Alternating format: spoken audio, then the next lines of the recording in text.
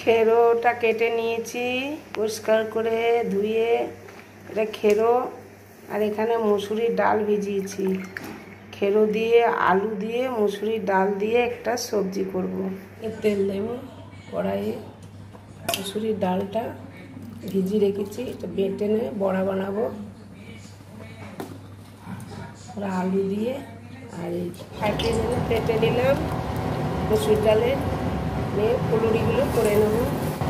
বড়াটা ভাজা হয়েছে, তুলে নেব। মুসুর ডালের বড়া, গোটা জিরে গরম দেব, একটা শুকনো লঙ্কা আর দিয়ে দেবো খেরোগুলো।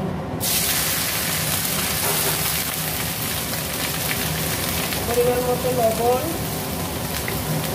পরিমাণ মতো হলুদ, সামান্য জিরে আদা বাটা।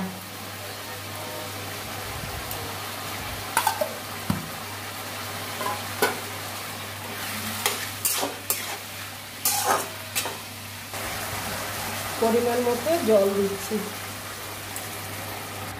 ঢাকা দিয়ে দেবো।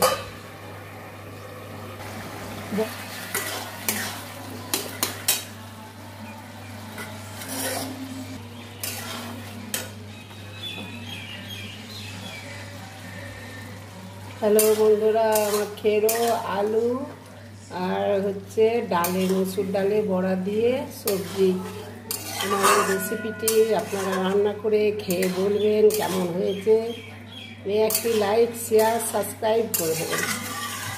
ঠিক আছে বন্ধুরা, নামিয়ে নিচ্ছি। রেডি। একটু ঘি দেব,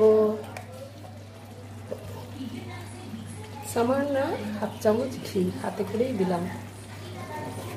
আমার সবজি রেডি, নামিয়ে নেব।